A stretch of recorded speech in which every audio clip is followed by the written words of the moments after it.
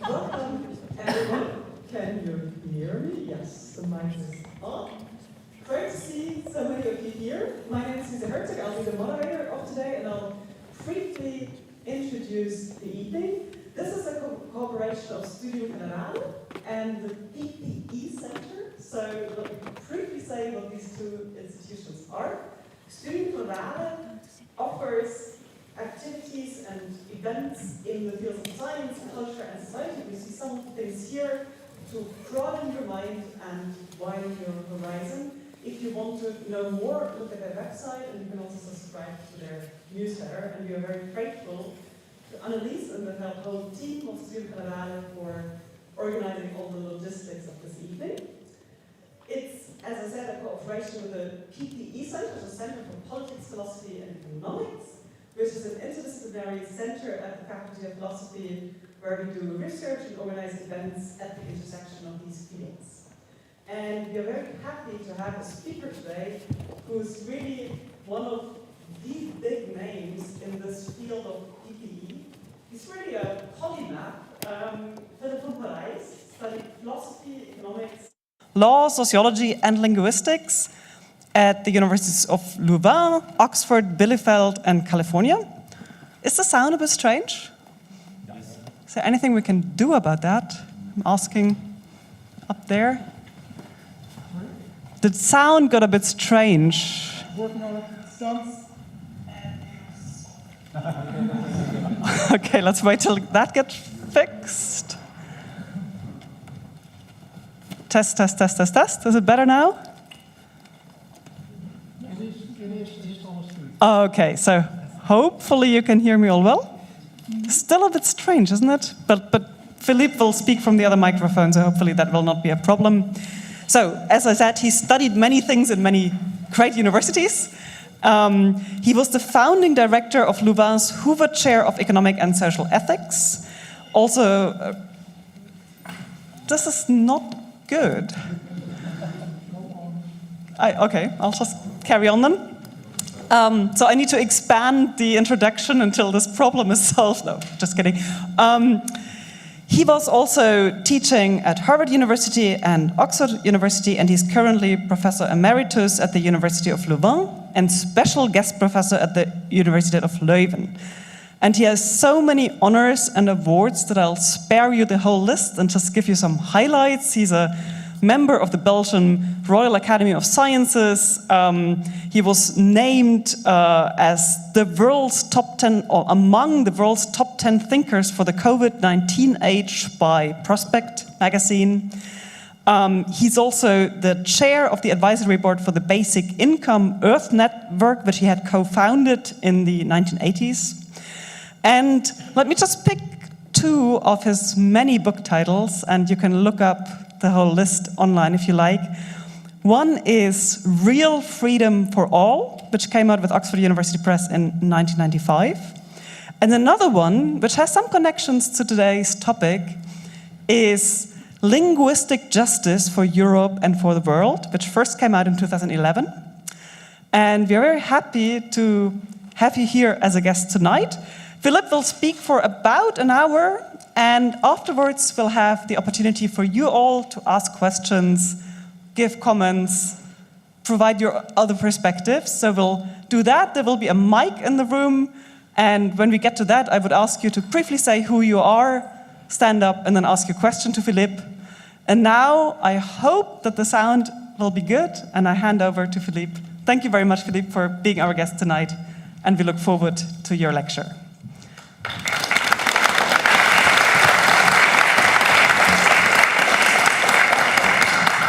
Thank you very much, Lisa, and I'm not only honored, but it's a great pleasure for me to contribute a little bit to two projects for which I have the greatest sympathy, namely this PPE program on the one hand and Studium Generale for reasons which should become clear by the end of this lecture. Let me start with an incident, something that happened to me last May. Every spring, I spend a few weeks, 6 weeks, at the European University Institute in Florence, where I organize a series of conversations for the future of Europe. Last May, we announced through the network of the European University Institute the last final conversation in the series that was announced as you can see at the top of this slide, and starting in an article, the title was Ukraine, Time for a Compromise, ? And the brief presentation said, in an article published last February, philosopher Jürgen Habermas called for a compromise that could allow both parties in the conflict to save face. Is such a compromise desirable, and if so, is it possible? And then, to my amazement, I received in my letterbox a message that said, cancelled. Ukraine, time for a compromise. The event is cancelled. It's the first time in my life, probably the last one too, that an event I had organized was cancelled. So happened because the conversations were occupied a slot in a broader program, and obviously the director of the program found that this was not an appropriate question to ask. So this is what led me to think about what is the appropriate role for a philosopher. So the position to which the presentation referred was one that had been adopted by Jürgen Habermas in an article he published in the Süddeutsche Zeitung about 1 year ago, where he said more fully than in the brief presentation I just quoted. He said, precisely because the conflict touches on a broader web of interest, one cannot rule out from the outset that one could find, even with demands that are for the time being diametrically opposed, a compromise that would be face-saving for both sides. I thought this may not agree with it, but at least this was a position that was worth discussing. Especially I thought this good old man is now 93. It's important that young people should listen to the wise words pronounced by this guy. Even more, I thought it was high time to listen also to another of these guys who is now not 90, was not at the time 93 like Habermas, but was 102, namely Edgar Morin, who's now 103 and still giving lectures. And in a little book he published at the beginning of 2023, Edgar Morin, who is a sociologist, philosopher, French, very known in France, less well known outside of his country than Habermas is, but where he says it's surprising to see so little in Europe to imagine and promote, to see so little will in Europe to imagine and promote a policy of peace. Talk of ceasefires and negotiations is denounced as an ignominious capitulation by the warmongers who are encouraging the war they want to avoid at all costs at home. So, as I just said, well, I had to think, was I doing something inappropriate for a philosopher, for an academic, by trying to trigger discussion about that position, and taking seriously this position that had been briefly formulated by Habermas in that article, or by Edgar Morin in his book. And hence, the idea of of taking that as the topic of today's lecture. But I shall come as in the third part to the question I just mentioned, but I want to take first two other illustrations of the way in which I believe that philosophers can contribute to the reflection on what is going on in Ukraine or between Ukraine and Russia today.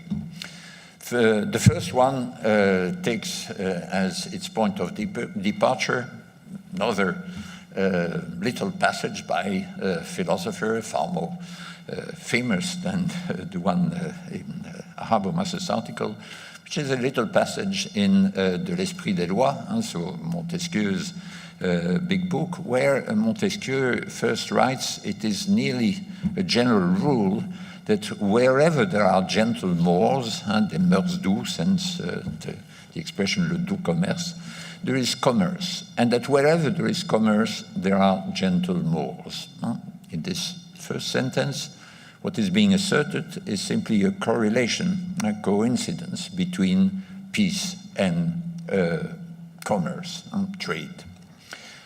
And he's there talking mainly about trade between individuals within a country, within a particular place.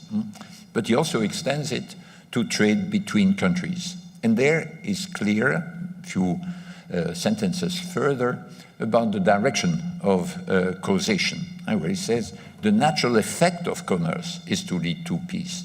Two nations that trade with each other make themselves reciprocally dependent. If one has an interest in buying, the other has an interest in selling, and all unions are founded on mutual needs. This is known, and this passage in particular is known as the thesis of the doux commerce, that says, well, if you want to promote peace, to increase the probability of peace, do expand international trade, and position also held by Immanuel Kant in somewhat more complicated language in his essay Zum ewigen Frieden, and by Thomas Paine in The Rights of Man, and by a number of other intellectuals. But not only by intellectuals, and some people try to act in such a way that these two things could be connected. One of the first great or well-known advocate of international trade is someone called Richard Cobden, who was one of the leaders of the so-called Anti-Corn Law League, which was campaigning for the abolition of protectionist laws in the United Kingdom.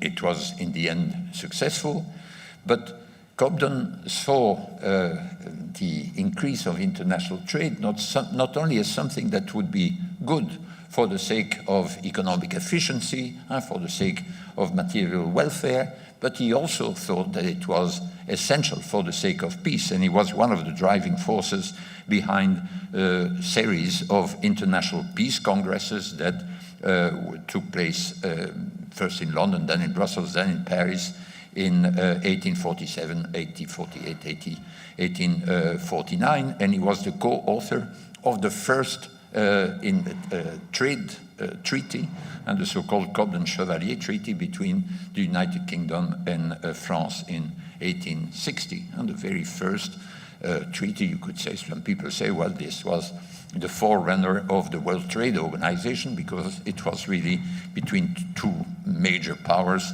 the first treaty that was meant to stabilize intensive international trade. The Anti-Corn League gave birth and sponsored the creation of a magazine, of a journal called The Economist, that was born in 1843 and that is still alive today and quite influential throughout the world. As the editor of The Economist wrote in January last year, when there were lots of calls being made for the relocalizing industry, for decoupling our economies.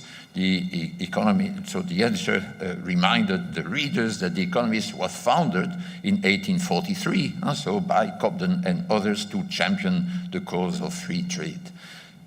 Even when it is inspired by the best of motives, protectionist zero-sum thinking threatens to make everyone poor, that's the standard material welfare argument, and the world more dangerous. And so you still have very present among the advocates of globalization this du commerce thesis illustrated from Cobden to The Economist today.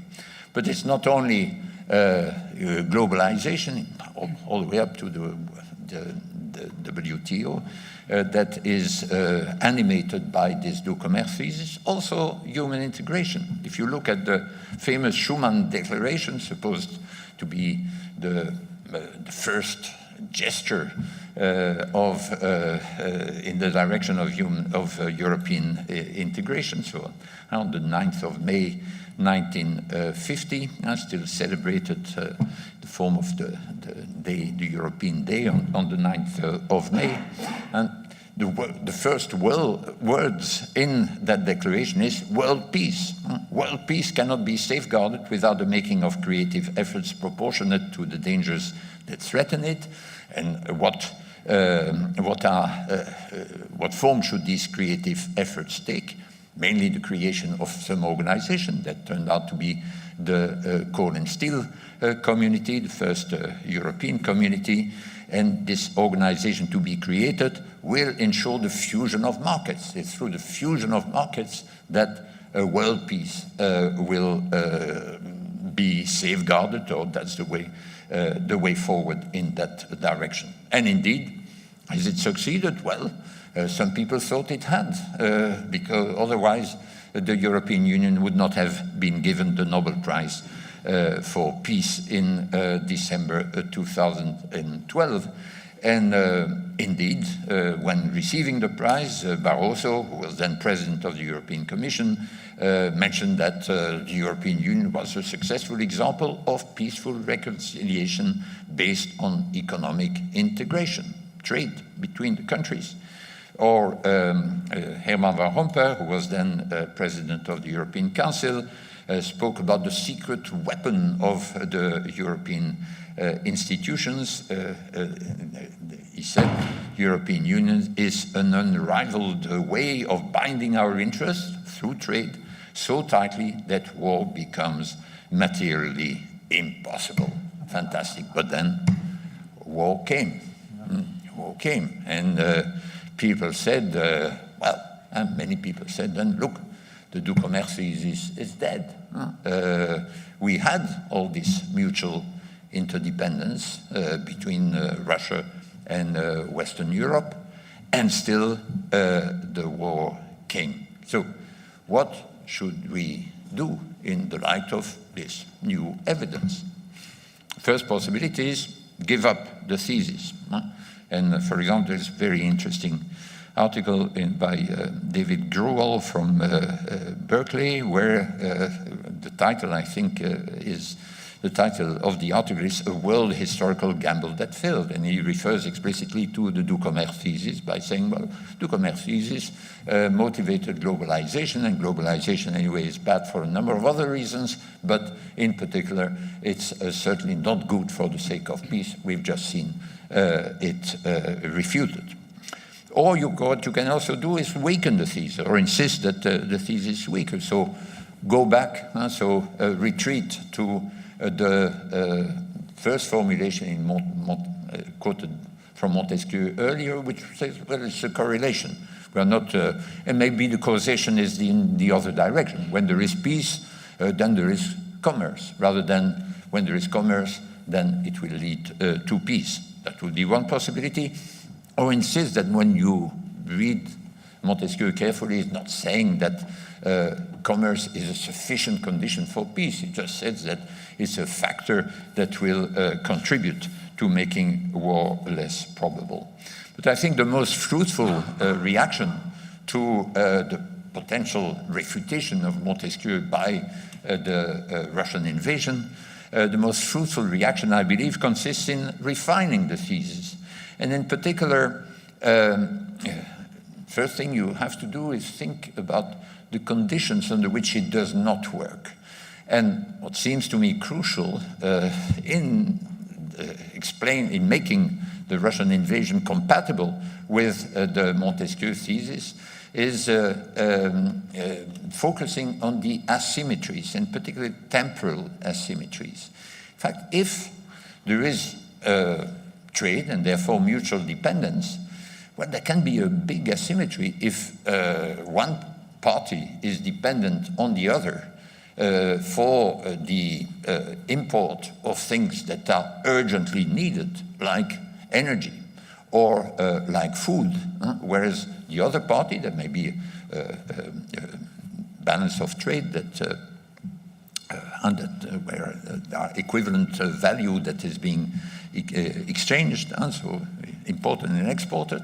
But if what you buy with the money you get for the energy you export is little bags from Louis Vuitton or beautiful Mercedes cars and so on, well, you can do without these things for longer than you can do without gas or without petrol. So that's one asymmetry, and obviously if you have this sort of asymmetry, one of the two parties can, as we now constantly hear, we can weaponize this interdependence, because the interdependence is asymmetric, temporally asymmetric in this way. You can wait for a long time without having some products you used to import, but the other party cannot wait. That's one. The other asymmetry has to do with the political regime. If you have a political regime that's very sensitive to public opinion, in particular to war fatigue, as it's sometimes called, the electorate finds that the support for the war is beginning to cost quite a bit too much relative to the benefits that could be got from it. And whereas on the other side, if you have a dictatorial regime that has either is completely insensitive to any electoral pressure or has this pressure has this electorate under control through brainwashing, through control of the media, well, then you can continue the war far longer than if you are sensitive to a public opinion that gets fed up with the war effort. So that means, well, there are these two conditions under which the thesis cannot work because of these asymmetries. And then what about the European Union? Well, one claim that is being made and that I find quite plausible is that perhaps it's not the international trade, the very intensive international trade between member states of the European Union that makes war between member states unimaginable, as Herman Van Rompuy puts it. But it is what was built on top of that, the sort of democratic, or somewhat democratic superstructure that was built to have a European Parliament, but not only, and that's important not only because of the people who constantly come together there, but because of the huge pan-European civil society gravitating around the Parliament in Brussels and many other initiatives, Erasmus programs, all the rest, all through Europe, that came about after the common market and wouldn't have come about had it not been for this common market.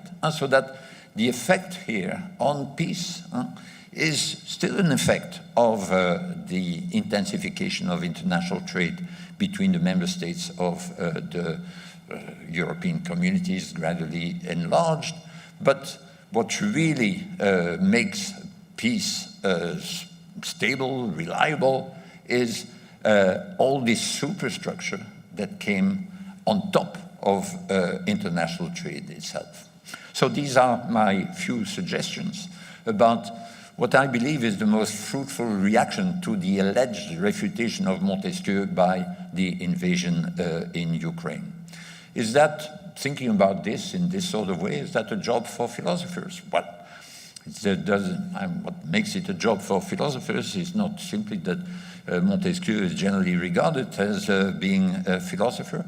I think it's part of a philosophical enterprise, but a typical PPE enterprise, because one important job for a political philosophy is to assess the market, to assess capitalism, ethically speaking.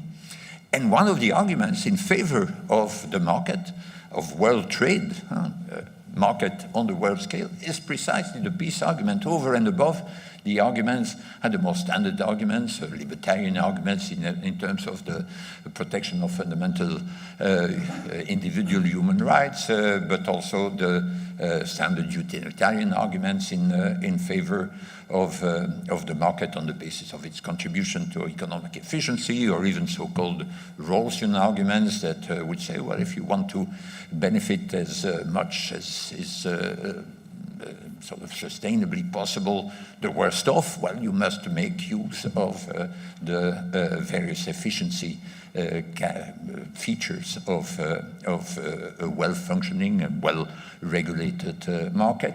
And so on top of all that, you can have a peace argument for it, so it's part of the general argument, so it's relevant for philosophers. But of course, like all the questions which philosophers have to deal with when talking about public policy, they have to do so in close collaboration with economists, with political scientists, sometimes with lawyers, with historians, etc. Hence, the importance of institutions like Studium Generale, where students and the general public is invited to think across disciplines. That was my first illustration. I turn to the second one.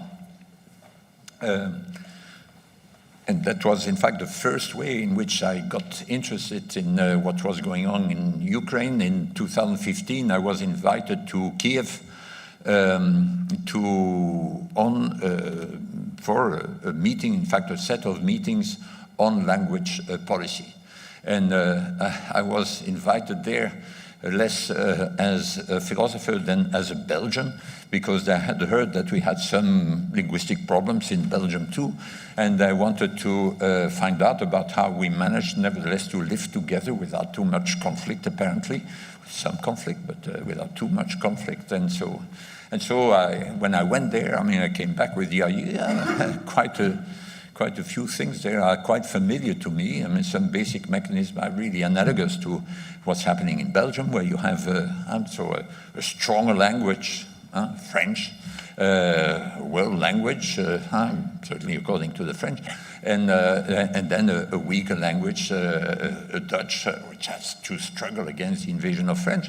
It's quite analogous to Ukrainian having to struggle against another world language, namely Russian.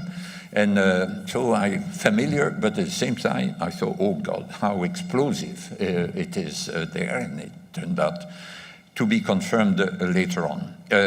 You can see here a few quotes from Putin in his now famous or infamous memoir published in July 2021, where he says all the things that united us and bring us together so far came under attack, first and foremost the Russian language.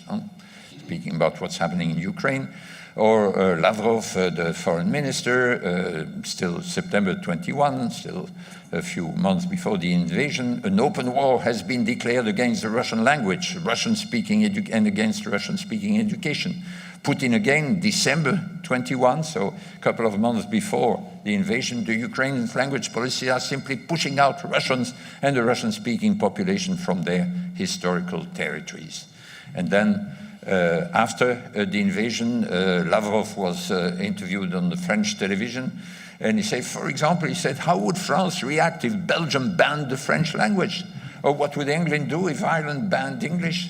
In Europe, one can't imagine that, but when it comes to Russian, nobody in Europe cares. So I don't think that even if French happen to be banned in Belgium, France would invade, but it would maybe at the time of Napoleon it would.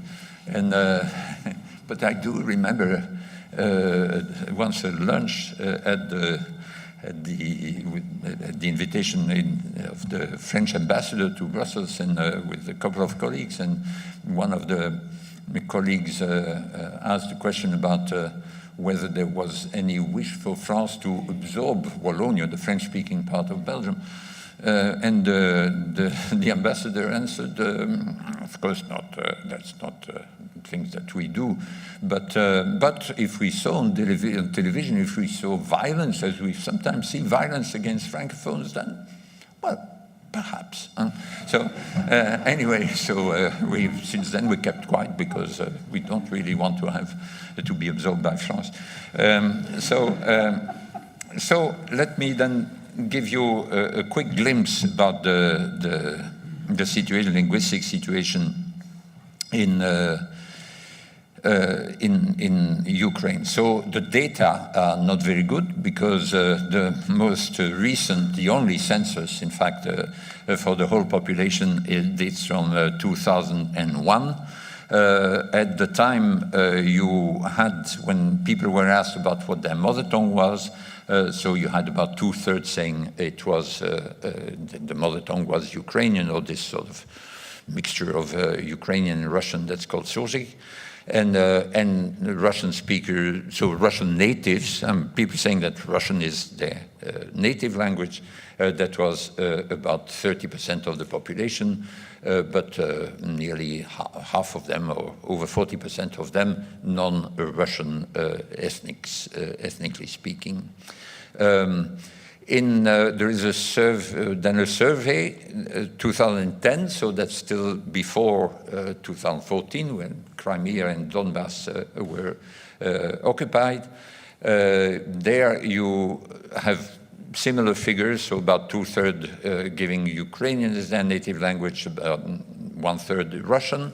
But it's important to see that in terms of competence, there were more people declaring themselves competent in Russian than in Ukrainian, simply because what you have in Ukraine is also what you have in Belgium, that there are more people who are natives of the weaker language who learn the stronger language than the other way around. And so many of the Russian speakers Russian natives in Ukraine are not competent in Ukrainian, whereas most of Ukrainian natives are competent in Russian.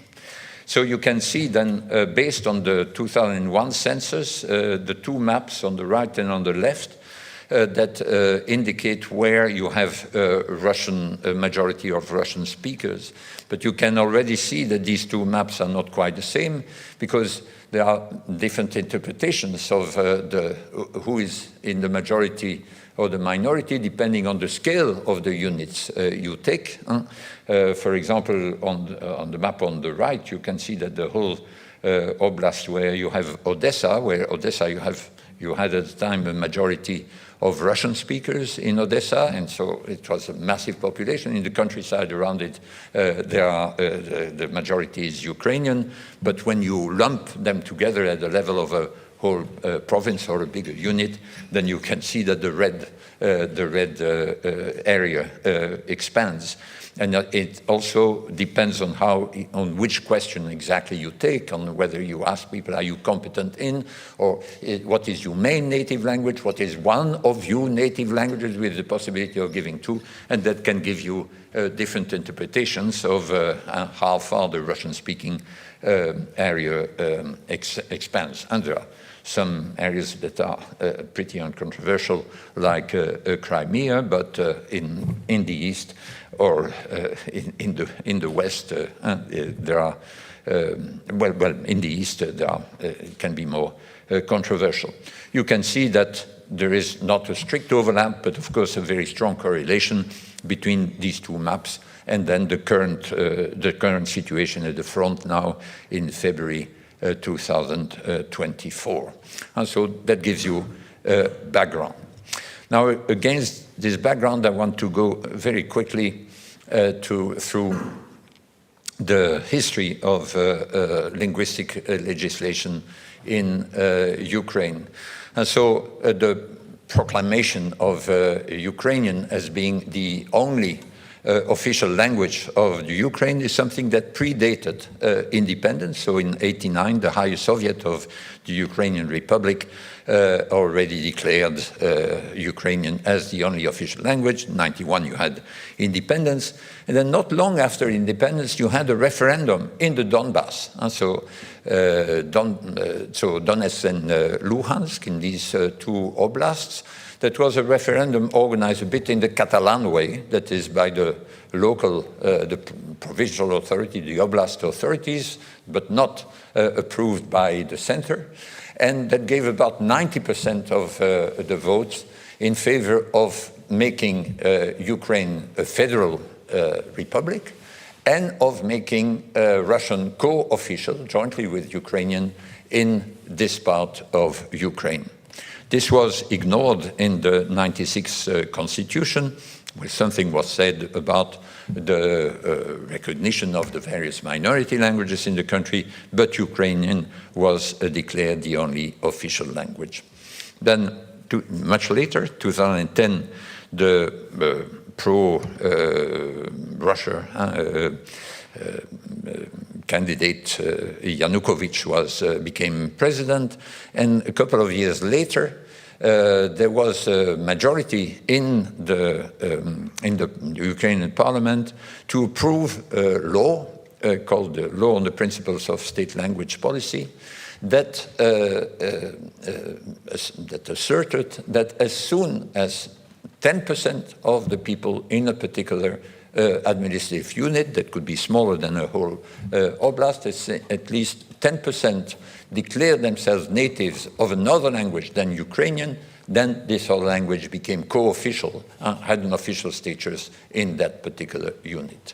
This was so controversial and so was regarded as so horrendous by the more nationalist components of the parliament that there was physical fight in the parliament. You can see a picture there where the members of parliament started fighting with each other, the proponents of the law and opponents of the law, and several members of parliament started a hunger strike. Very emotional issue. So the law was passed, but immediately after Euromaidan in 2014, it was repealed. It was repealed, but the law, this abolition of the law could not be effective without the approval of the president, who was an interim president at the time.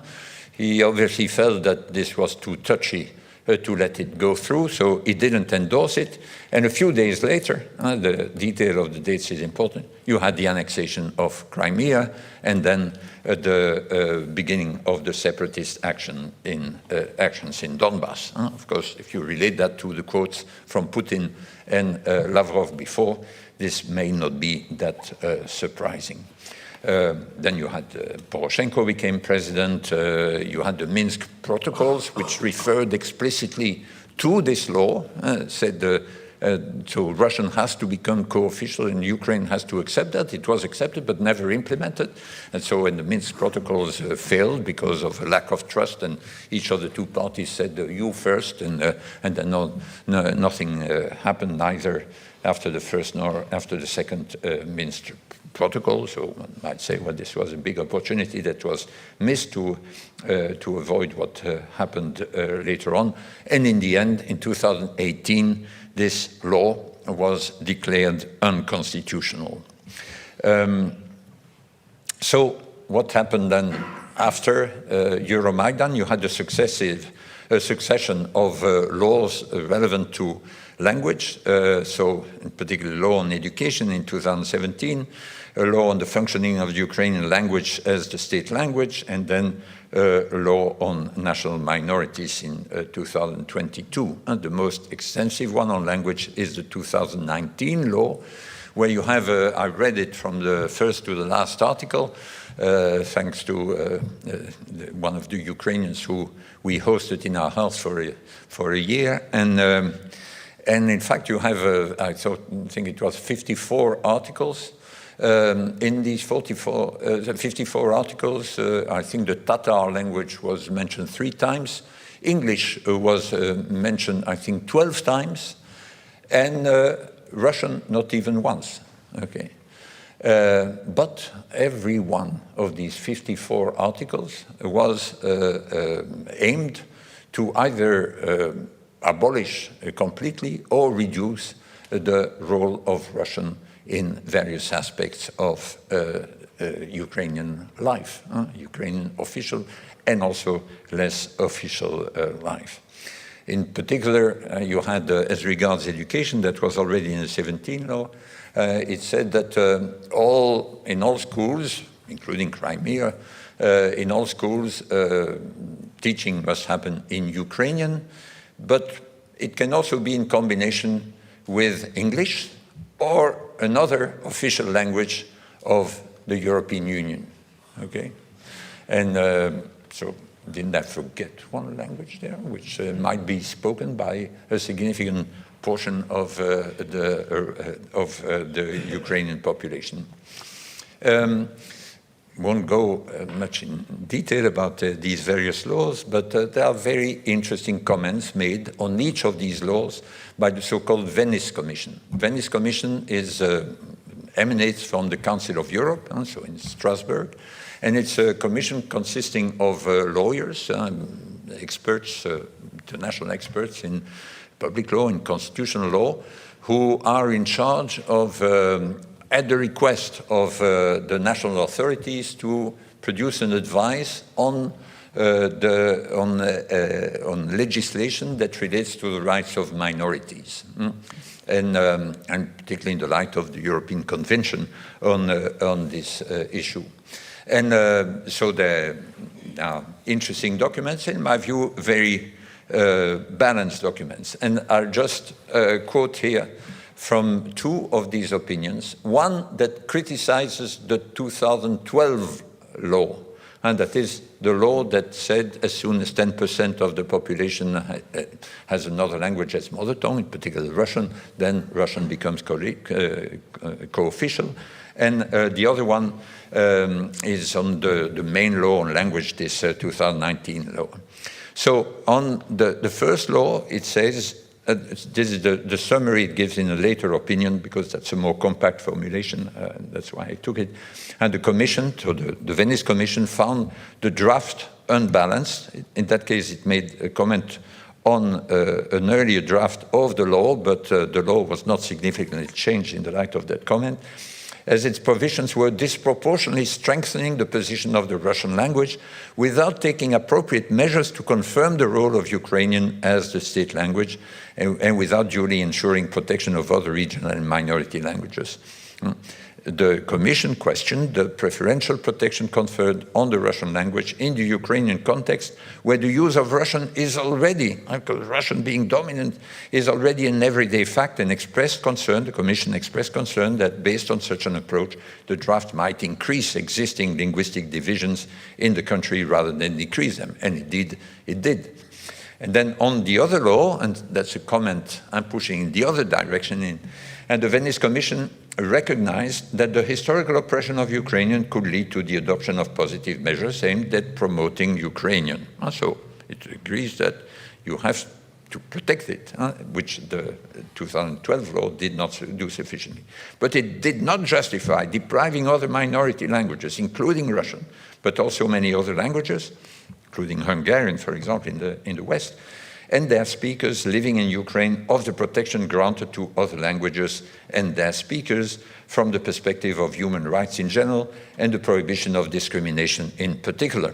So it declared in particular then saying you can teach in, you must teach in Ukrainian, then you can teach in English, but you cannot teach in Russian in schools. You cannot.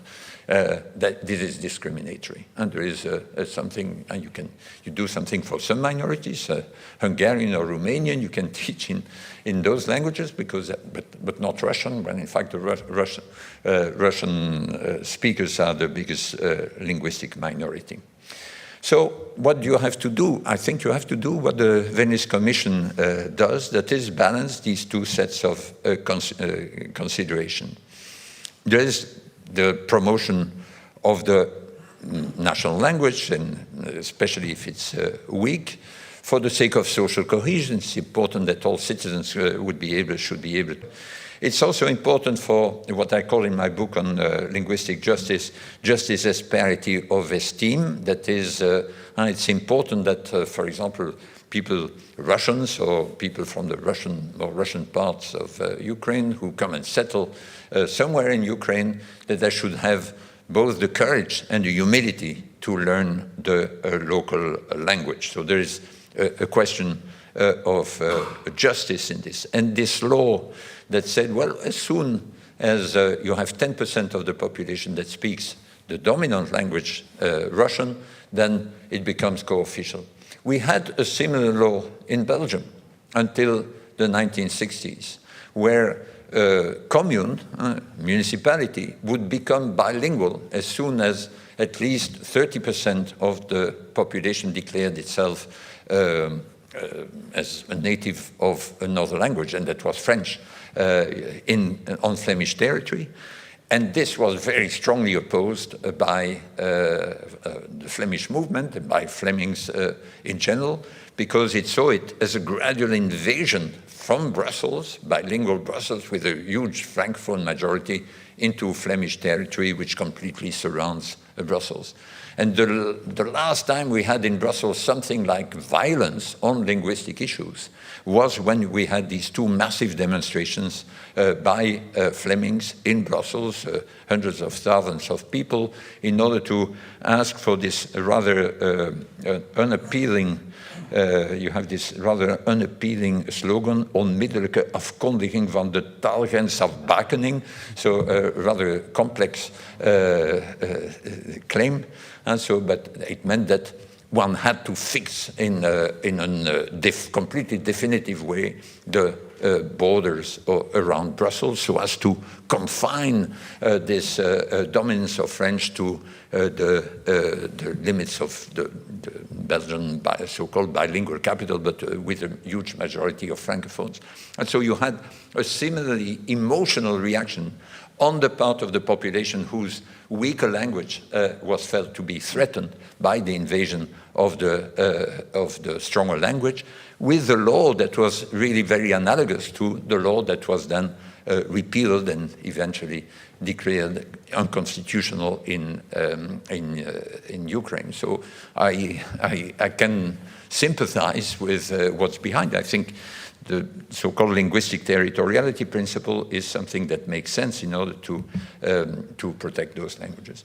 But there is, what I discovered with the Ukrainian conflict is that there is a third reason for this protection of the weaker language that has to do with territorial integrity. And in the preamble to the 2019 law, to which I already referred several times, it says, and what is the aim of this law? Well, one of the aims of the law is to strengthen the state building and consolidating functions of the Ukrainian language to increase its role in ensuring the territorial integrity and national security of Ukraine. And it struck me then that I had never realized that out of 40 European nations, European countries, 32 have the name of their language as the name of their country. And the only exceptions are the two remnants of empires, Österreich and the United Kingdom, the three multilingual countries, Cyprus, Switzerland and Belgium, and then three mini-states, Liechtenstein, Monaco, and San Marino. And so all the rest, the name of the country is the name of the language. And it really means that historically it's weapons that have determined where the borders were, but it is really languages and language policies that have stabilized these borders. The reason why there is no claim made by Belgium on so-called Flandre Française, the Lille, Dunkerque, is that they've been completely Frenchized, and so Frenchized.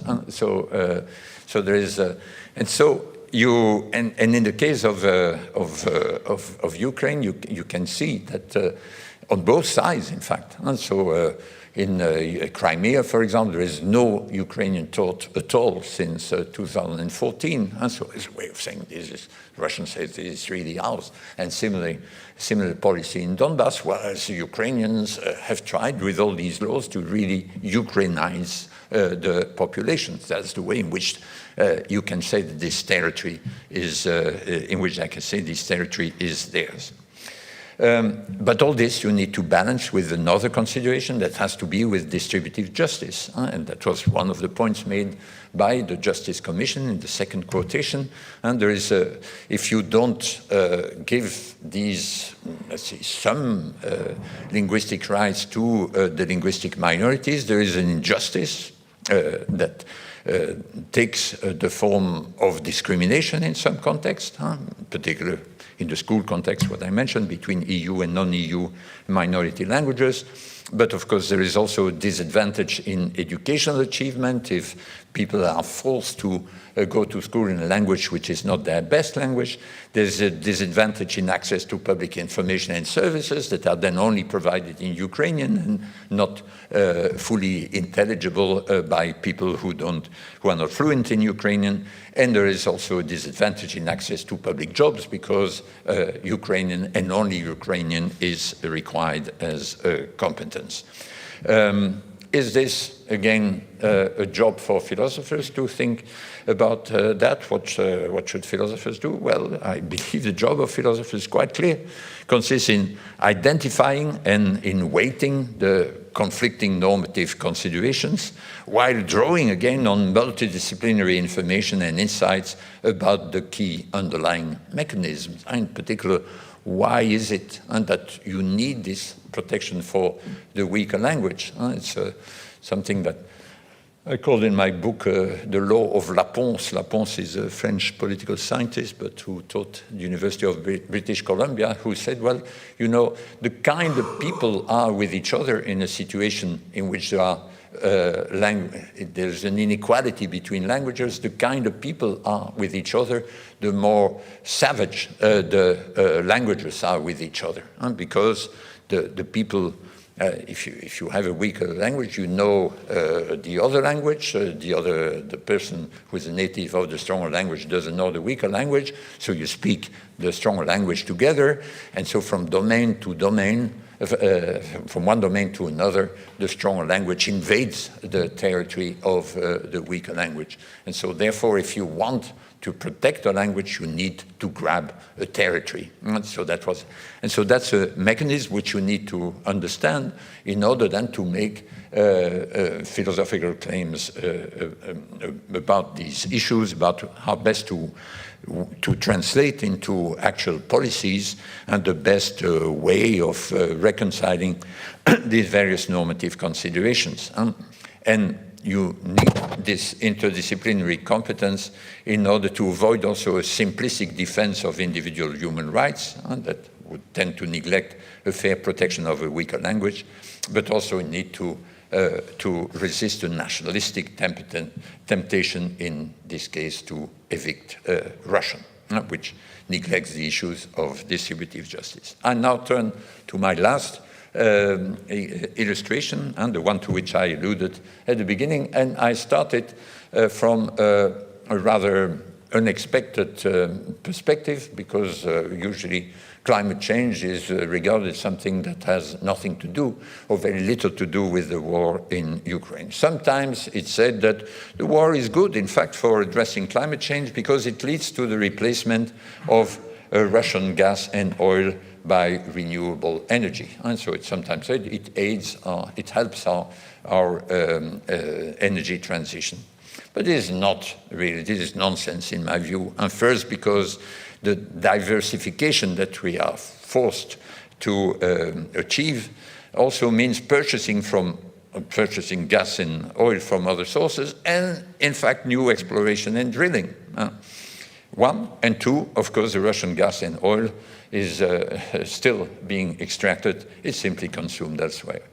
I believe that the war instead is disastrous for the sake of addressing climate change for a number of distinct reasons. One, and most obviously, involves the daily waste of fossil fuels. Second, it siphons public resources away from climate mitigation policies. Thirdly, it undermines the mutual trust that is needed to overcome the global prisoner's dilemma in the absence of a world state. And so Belgium contributes 0.2% of the emission of CO2. And so, of course, Belgians and probably Netherlands is 0.3% or something like that. You can say that's a prisoner's dilemma. Well, what's our contribution? If the others do the job, we don't need to do ours. We'll benefit from it. If the others don't do the job, then it's a mess anyway. So we might as well also dispense with the effort. And standard prisoner's dilemma. Okay, so of course with the war you have there a major player, and so the largest country in the world, and so before trust is restored, it will take a long time. And four, it reduces trade interdependence and therefore weakens the precondition for the only tool that could help overcome the global prisoner's dilemma in the absence of mutual trust. And that's the idea of these climate clubs. And in case of the EU, what was recently introduced in the name of CBAM, so decision was taken to introduce them. It's not yet implemented, so-called carbon border adjustment measures. I won't go into that. So for various reasons, the war in Ukraine is a catastrophe for the sake of what is urgently needed to address the biggest problem on a world level that we have to address. So then the urgency of compromise, and therefore also the size of the concessions one should be willing to make, will depend on a trade-off between the relative importance that is attached to different considerations. Of course, there is a case, prima facie case, to say we shouldn't make any concession because that would leave aggression unpunished. Of course, there is a case for saying we should not make any concession. We should go for full victory because it would create a dangerous precedent, especially dangerous for countries like Latvia and Estonia, where there is also a significant Russian-speaking minority. And of course, one should resist making, prima facie resist making any concessions because it would sap the international order, where there are two basic principles of the respect for national sovereignty and territorial integrity. But on the other hand, of course, there is a prima facie case in favor of trying to find a compromise in order to prevent the continuation of mutual killing, in order to deal with the dramatic impact on food security and the cost of living in many countries, in particular Africa, as we saw, in the Middle East, as we saw recently, because of the risk of nuclear escalation, which plays an important role in Habermas's argument, or, as I quickly argued just a minute ago, because of the impact on our worldwide capacity to address climate change. What the appropriate trade-off is, and therefore how legitimate it is to call for a compromise, may of course vary depending on whether one adopts a Ukrainian, European, global, or transgenerational perspective. And so I published a couple of months ago an opinion piece on the title The Courage of Compromise, that only spoke in part about the Ukrainian situation. But one of the Ukrainians we had been hosting in our house said that was really angry about my piece, because, of course, if you are in the middle of a fight and where you say we need to mobilize all our own resources and try to get as many resources possible from elsewhere, this is not the time to say, well, let's consider the possibility of a compromise. I can understand that. But if from a broader perspective, especially if you take into account the worldwide perspective, so this is a war between, in a little part of the world that used to be 25% of the world population 1 century ago. Now it's only 9% of the population, and at the same time it's spoiling any hope we might have of addressing in a competent way the challenge of climate change. So if you take this broader perspective, well, the weight of the different considerations is different.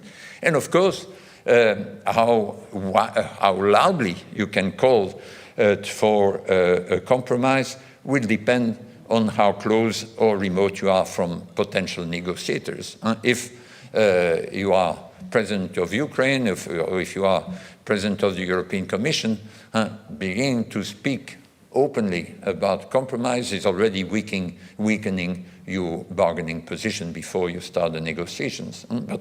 But philosophers are not that close to power, and so it's important, in my view, that they should use their freedom to speak and think and invite other people to think along.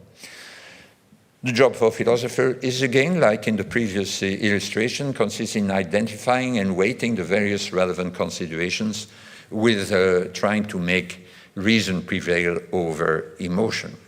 In particular, in my view, it's not only legitimate but fully appropriate to envisage the possibility that, in Habermas's words, a face-saving compromise, face-saving for both parts, non-humiliating for both parts, compromise would be best, all things considered, from what I call a justice consequentialist standpoint. And that is not a narrow view about some rights that must not be violated, but a broad view about what justice requires worldwide and transgenerationally. It's also fully appropriate, in my view, to invite reflection on what the absence of a compromise would mean for climate change and the violence it will trigger. So all these forecasts, more or less speculative, about all these movements of populations that would be required by the shortage of water in Africa. And you can imagine all the conflicts, civil wars and international wars that can lead to. And it is even appropriate to reflect on what form the compromise should best take. In my view, unavoidably, it will need to take the form of sacrificing territorial integrity for the sake of national sovereignty. Confer the maps, but also look at this other map, more familiar probably to you than the map of Ukraine. As you might have forgotten if you ever knew it, Belgium and the Netherlands were at war. There was a war between our countries between 1831 and 1839. Why? Because Belgium, very inappropriately, no doubt, wanted to become independent from the Netherlands. So in Belgian Revolution, 1830, against the King William I of the Netherlands. There was war, people were killed on both sides, and there was an attempt made by Palmerston, the British foreign minister, in 1831, to stop the war. He proposed a compromise by which the Netherlands would grant Belgium independence, and Belgium would give up half the province of Limburg and half the province of Luxembourg, that would become an independent Grand Duchy with a monarch that would be related, would be kin to the royal family of the Netherlands. The Netherlands said, never, Belgium is ours. And the Belgians said, never, these provinces are ours. So the war continued. And then in 1839, there was a second, so the first Treaty of London, 1831, was not agreed by either party. The war continued. 1839, they said, okay, Belgium said, we are keeping our national sovereignty, but we'll give up territorial integrity. That's why Maastricht is part of your country, you, the Dutch in the room, and not of mine. And that's why there is something called the Grand Duchy of Luxembourg. I conclude very briefly. And so what is the job of a philosopher in all these cases? Well, I discovered the notion of pareitia.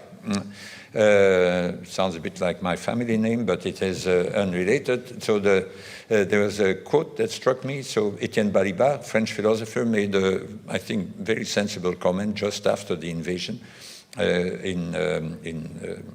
publication in Paris, and he said there the philosophers calling la vocation includes a sort of parrhesiastic ex officio duty, un devoir d'état, which is to disagree or differ with his own camp in order to detect blind spots, which are never lacking.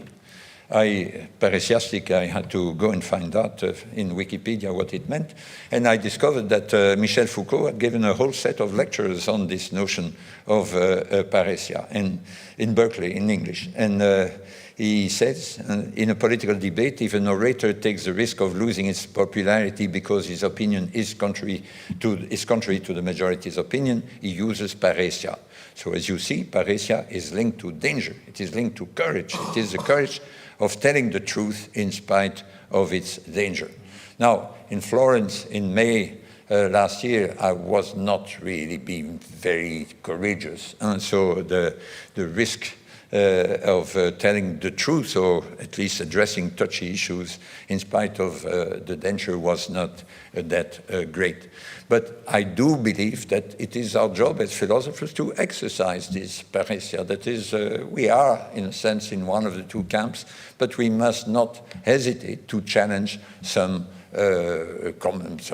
received wisdom, some pensée unique on our side. And there are two tools that are really very important for this purpose. One is to constantly, that's what I've been trying to do in all my teaching throughout the decennia, is listen to the strongest objections that are being made to your own position. And when these objections are being made and not strong enough, make yourself the strongest objections to your own view.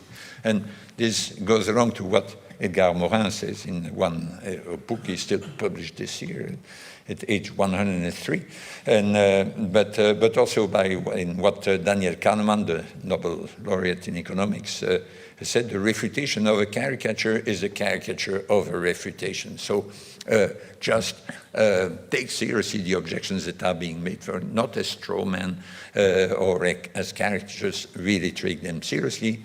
And the other tool is a relentless search for relevant information and insights from other disciplines. And so, hence, and I finish with that, hence the great importance I attach to initiatives like the Studium Generale, which tells to students, don't just concentrate on your own discipline, but also PPE, which constantly mixes together and articulates with each other the contributions of three disciplines, all three of which are really essential in order to address issues like the one I discussed today, but all other issues that you can imagine of in public policy. I stop here. Thank you for your attention.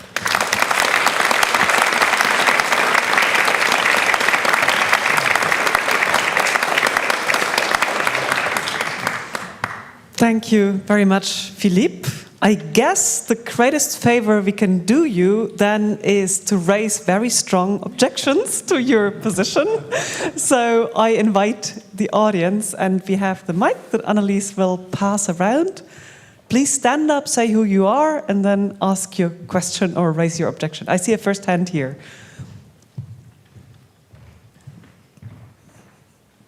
Thank you. Yeah, thank you. I'm Piero Tortola. I'm an associate professor of European politics here at RUG. Thank you very much for your very nice and comprehensive talk. I have to also say that it's very nice and refreshing to hear talking about this conflict in connection with climate change, which is not something that we hear very often. Mine is not a strong objection. It's probably not even an objection in the first place, but it's a comment. And I'm quite surprised to notice the absence of a concept in your presentation, which is the concept of self-determination. You have, of course, talked about issues that are very close to it, but you've never really mentioned it directly, especially in one of your last slides about the questions to take into account in considering whether a negotiation to stop the conflict should be made or not. So I was wondering, obviously, in this case, in the Ukrainian case, it's Russia that makes the case for self-determination. It's made it several times in an obviously instrumental way, but one should wonder when does self-determination really manifest itself in a pure way, so to speak, right? It's always intertwined with diplomacy and politics and power politics. And so, could you make a comment on that, on the absence of that concept in your presentation in general, but also connected to an analogy with the previous case, which I'm sure you know very well, which is the case of Serbia and Kosovo, which is sometimes made, but not as often as one would expect. And I guess, you know, because in the West it's not an analogy, it's very convenient at this point. But it's obvious a case in which the question of territorial integrity and self-determination were treated very differently on either side. And clearly this is also a case that is very close to the Russian position culturally and politically. So thank you. Yeah.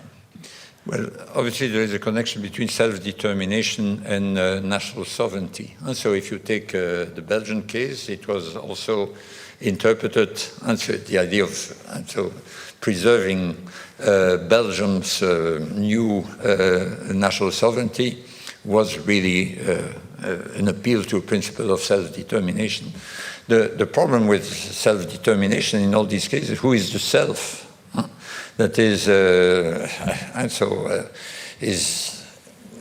was there then in what happened with Ukrainian independence in '91 was that the self-determination for the whole of Ukraine, and shouldn't there be a possibility for parts of Ukraine to ask for self-determination?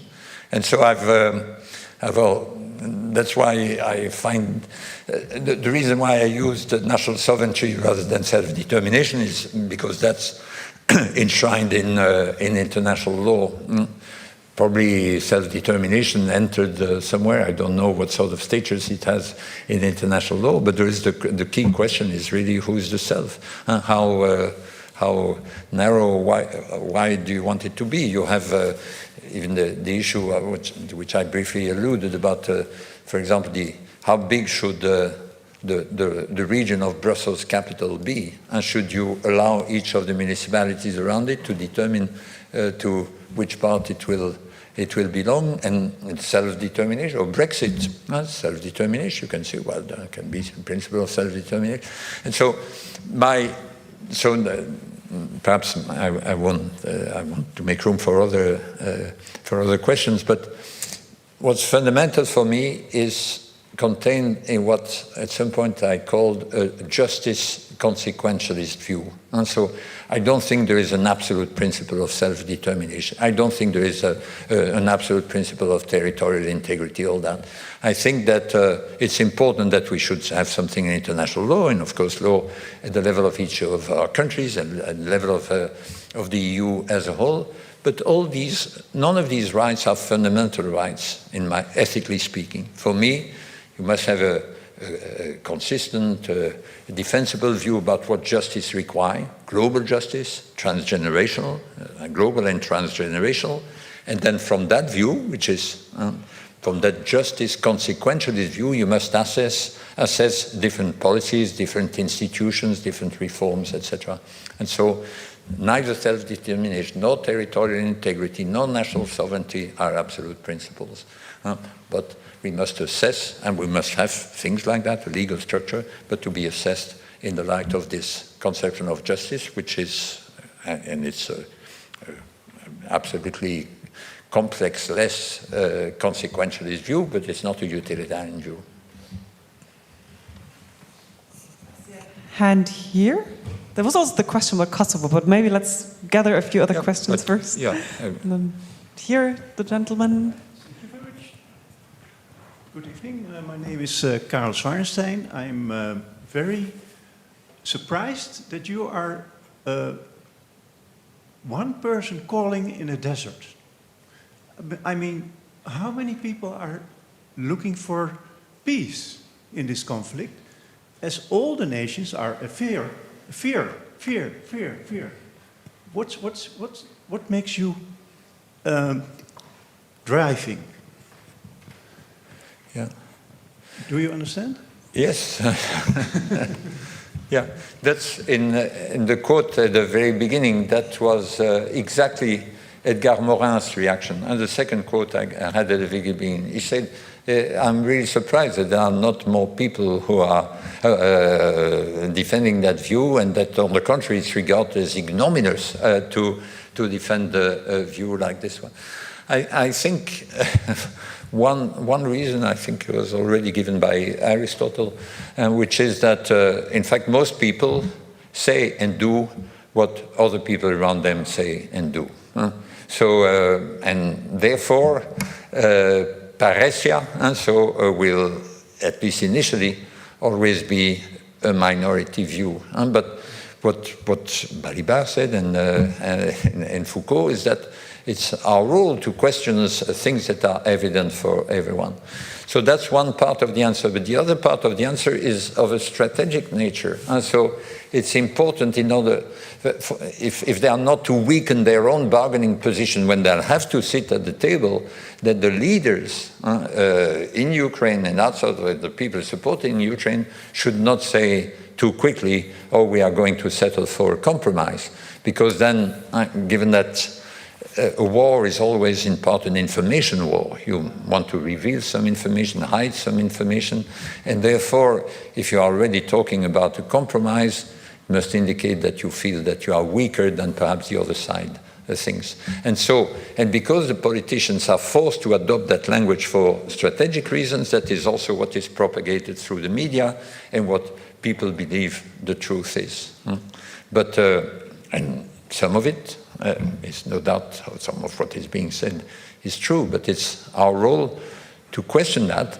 And in particular, what I found, and that's related to your first remark, what I find unacceptable and dangerous is not to make this connection with the biggest challenge we have to face, and which is regarded, of course, by people in Latin America or in China as far more important than this war between two European countries.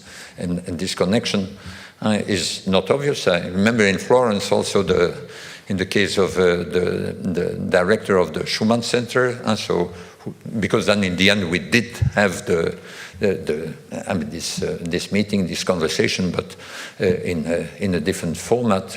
But the director of the center, who supported the fact that we had to hold it, at the same time said, oh, he's an expert on geopolitics, and he said, oh, climate change, this has nothing to do with it. I think we have to think, and part of the job of a philosopher, because we are not experts in any of these disciplines, is to provide more of this big picture by linking together disciplines or problems that at first sight are not connected. There's a question here, and I'll see you. So my name is Frank Hendricks. I'm a member of the PPE Center at the Faculty of Philosophy. So one reason, I really enjoy the way you discussed possible compromises, and also how you put it in context just now by saying that some political leaders are hard-pressed to even consider it. But one reason people might not consider compromises is because they don't think it will be accepted by the other party. So there are two. Sorry, one reason. So there are two ideas. The first is Putin might not want to compromise within Ukraine, and something else you hear is that if he would have Ukraine, he would go on to threaten European integrity. So if that is indeed the kind of balance of powers that we face, I have no idea. But then that would explain why compromise is more of a theoretical exercise than a real one. Yeah. So I'm very curious what you think. Yeah. Well, yeah. So one may regard, for these various reasons, compromise to be desirable, but at the same time it may not be possible. And so hold on, sorry. It may, I'll put this more centrally. It may it will only be possible when neither of the two sides can expect a quick win. As long as you believe that without too much damage to your own side in terms of resources, in terms of people killed, you can still move the border. And so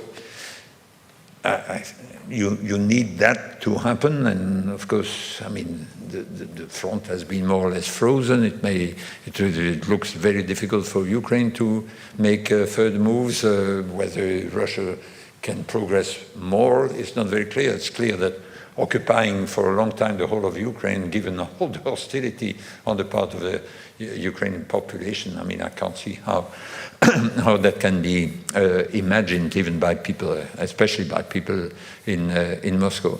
That's one thing that is needed. The other thing is trust, because what was lacking in the Minsk agreements is that there was no trust on either part that the other side would do what it promised to do. And so there's therefore, I mean, this parallel, a bit superficial at the end with what happened in our war between the Netherlands and Belgium. But there was a big difference, which is Palmerston made the people come to London and managed to get an agreement. His army was much bigger than the joint armies of Belgium and the Netherlands together. So he could be there as the one who was going to guarantee that the two sides were sticking to the promises they were going to make. And it was also in his interest to do so because he was afraid that Belgium would be absorbed by France, as some of the Belgian revolutionists wanted to happen. And so what's lacking, at least at the moment, certainly and perhaps forever, in the Ukrainian context, is that you would have some third party, both with sufficient strength and sufficient interest, sufficient strength to enforce the deal, and with sufficient interest in getting the deal to stick. So people say maybe United Nations is obviously too weak to do that at the moment, if only because of the way it's organized and it's the Security Council. But people say maybe China could do that or some other. It's really, we are in a situation very different. And so there's a lot of things we don't know. And the only part of what's needed for the compromise to happen, and the only part that was touched on in what I said, is its desirability. But there are some conditions that will be needed, both in terms of no quick win for either side, and in terms of sufficient trust for whatever is agreed to stick. So I've seen two more hands, but we are getting into an all-male conversation. Oh, great. I want women to speak up as well. Wonderful. You first, and then you, and then you. Good evening, my name is Daniel.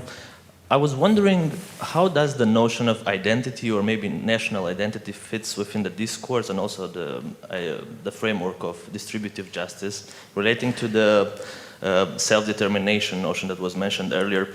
Being from Moldova, I'm kind of struggling a bit with the idea of identity. In the area of post-Soviet republics, the identity, it's kind of very malleable, and also language being a main factor in defining identity. As you said, the name of a country is also related mainly to the language that is spoken there. For example, the Russian party in the conflict many times refers to the fact that people in certain areas are of Russian identity, but they use specific temporal points in time. And this idea of identity is always changing depending on how far back in time you go. It's maybe Crimea was part of Russia, or maybe it was actually Turks at some point. And it's very kind of shifting all the time and very dynamic and very easy to play with. And then from a political perspective, it comes very malleable somehow. So you cannot say never that the identity is by default one single thing. It's always dynamic and shifting, and then it's very difficult to use it. Yeah. Yes, well, I share your reservations about the concept of identity. Nonetheless, I think it is important. And for example, it's often said now that Ukrainian identity might not have been that strong before the war, but of course it was strengthened. And so as soon as you are being attacked because of being this or that, or perceived as being that, a Jewish identity, etc., is strengthened by the fact that you are under attack. And so that, and now why is this notion of identity important? It's because it's closely related to the concept of solidarity. And because solidarity is different from charity, So it's also a form of generosity, but it's different from charity. It's helping others when they are in trouble, but it's also different from insurance. In fact, solidarity is helping people who you could have been because you share an identity, because they are part of the same real or imagined community. And so the more you feel Ukrainian, the more you'll feel that you have to help other Ukrainians, that you have to fight for your country. And so therefore, even in situations that are not as dramatic as a war, it's very important for any political unit to be able to rely on a sufficiently strong common identity at the level of people must feel that they are citizens of Groningen in order to sacrifice part of their narrow self-interest in order to serve the public purposes at the level of Groningen as a whole. And how strong, of course, our identities are shifting, they are diverse, and how strong they are best revealed, I think, by when you answer the question of whether you are proud or ashamed of what other people who share that same identity did or do. So, for example, if, I don't know, if a philosopher is listened to by people in power, you can be proud as a philosopher about your discipline. You say, you didn't do anything for it, but you identify as a philosopher. Or, as you told me, if you have someone from your village who conquered Tasmania or something like that, then you can say, oh, I'm from that village, and you didn't do anything for it. I suppose you were not born at the time. And, but you feel, and that's how you can reveal how strong an identity is. This identity can be territorial, linguistic, etc. It can take many forms, professional. But you need this sort of identification with your university, with your town, in order to make that collective work better. And so that, although I don't like general sort of big theoretical discussions about identity, I believe it's very important for those reasons, because solidarity is closely linked to it, and solidarity is important, and because of the functioning of any institution, political or of any sort, is improved if more people identify with that institution. So we have two more questions. One was here, and then you, and then we'll have to call it a close. Go ahead. Hi, my name's Eddie. I'm trying to write a PhD in the Department of Law. I'm trying to write a PhD Law, Department of Law. Fine, that's okay. Thank you. So I've also had conversations with friends about compromise, particularly Ukrainian friends, and I get a often rather extreme response, which is that this relates to the first point as well about shared interests preventing war. And what people have responded to me is you can't compromise with a madman. Now, I don't know if that's actually true or not. I don't think anyone knows if that's true or not. But the perception right now among a lot of people is that, let's say, Vladimir Putin is dealing with a separate set of facts, particularly in the historical realm, his infamous essay as well, on the unity between Ukrainians and Russians. And yeah, I was wondering how you would respond to such a criticism that you cannot compromise with someone who is not a rational actor. Yeah. Well, I think there are two different things. So there is the story which Putin tells, so including especially in this memoir, and apparently in this interview with the American journalist, he said about the same as he recited his memoir. And of course, it's a particular reading of history, and that's what we all do. There is our national history books, etc., are full of biases that help people identify with your country. Look how great we've been, and so on. And you have that, and you try to justify your claim through selective reading of history.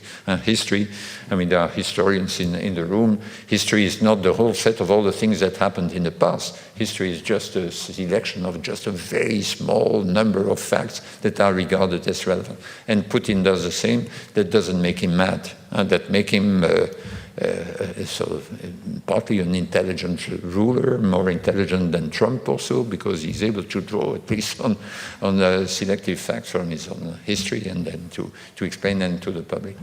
Now, that's one thing. Then another thing is he well informed? Because an autocrat usually is surrounded by people who tell him what he likes to hear rather than the reality. Probably something like that must have happened when he was under the illusion that he could go straight to Kiev at the beginning. And we all no doubt rejoiced that this didn't happen, and congratulated and admired the Ukrainians for having prevented that and thereby saved their national sovereignty. Maybe he was ill-informed. Now, is he mad in the same sense as Hitler was?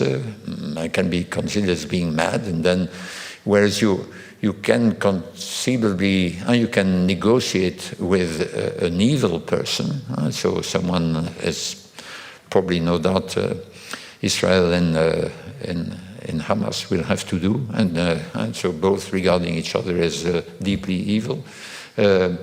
So you have to do that, because, and so on both sides you regard the others as deeply unjust, and but of course, if it's a real madman who would do completely, driven by his own emotions, do completely crazy things without thinking about the consequences, gains and losses, then it may be a hopeless thing. But frankly, Putin doesn't give me that impression. But I don't know him personally. Probably better for you. Finally, Last question. a lady. My name is Aurélie Villanueva. I'm part of the European Law Department here at the Law Faculty at the university. Thank you, Philip, for a very inspiring talk, and also for inspiring some students or young researchers here in making their voices heard and substantiating, of course, but always making voices heard. You've talked about languages. We've mentioned identity. Where is culture? Where is culture? We can see languages as part of culture, but what if we think about culture in an anthropological way as behaviors, habits, and traditions? What are the cultural implications in this conflict? And where is the cultural compromise? Or how does the compromise impact culture, especially in this conflict that is extremely polarized culturally between the West and the East, an old paradigm that we know too well? What would be your thoughts on these aspects? What aspect of culture are you thinking of? Because culture is... Yes, it goes culture is from wide. eating habits all the way to political institutions. Traditions, behaviors, what Ukrainians do on a daily basis, what makes them Ukrainian. But I want to distinguish this from identity in that we don't politicize this discussion. We talk about habits, very grassroots activities. What's the dimension of that in the conflict? And how does the compromise impact that on a daily basis in everybody's lives? There could also be an impact on European everybody's everyday lives and how they perceive the world as well. Well, frankly, I don't know. And so, first of all, from what I heard also from the Ukrainians, if you speak about culture in a broad sense, there's quite a lot of cultural diversity within Ukraine. And so it's partly related to language, because it's not only because you can say language is part of culture, but language is also what determines the flows of information, and the habits, the imitation go through people more easily between people who speak the same language. And so because of the existence of the Russian minority, but also other minorities in the West, there are distinct cultures. But in in nation building and the big nation building operation that's going on in Ukraine at the moment, and that went on in all our countries, in the Netherlands for much longer time than in Belgium, what you try to do at the same time is create this common identity, partly through a selective reading of history and trying to make people proud about their past and etc., etc. But you also try to create a common culture. And of course, and all sort of means are being used, public television when it appeared, etc., etc. And so I think what's going on in Ukraine, and what will go on also, is an attempt to strengthen this common culture and to try to emphasize the fact that this culture is fundamentally different from the Russian one. And this, of course, will again be a fiction because it's related to the struggle and the nation-building attempt. And I'm not, and so we shouldn't be completely cynical. We should be a bit skeptical about nation building, but we shouldn't be cynical about it because this nation building is also very important in order to create the national solidarities across regions, across social classes, professional categories, and all the rest. So I think it's important, and culture is an important element in that. Well, thank you very much. We have to stop here because you're already over time, not because all questions would be answered. I'm sure there are more, but one other task of philosophy is also to raise questions, and so let's all thank Philippe once more for raising really interesting questions and providing insights into this conflict. Thank you very much, and thank you all for being here. Have a nice evening, everyone.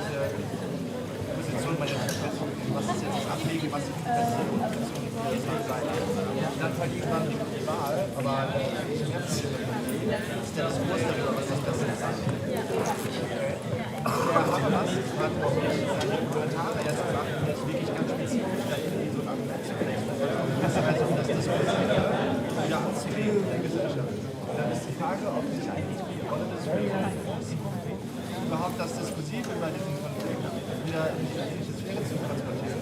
Und das durch das viele alle sitzen, die Frage stellen, zuhören und jetzt uns darüber unterhalten. Und das Plenum eigentlich die Rolle des Philosophen ist, das Deliberieren und den Diskurs quasi stattfinden zu lassen.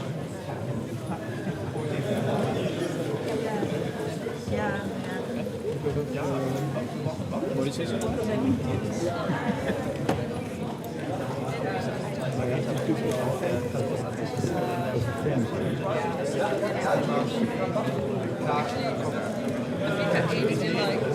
I made it and ate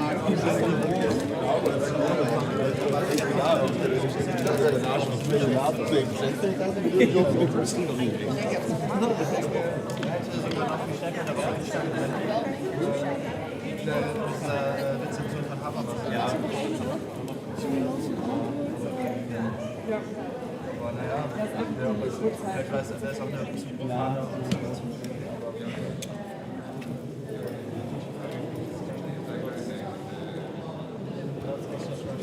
Grotere bedrijven.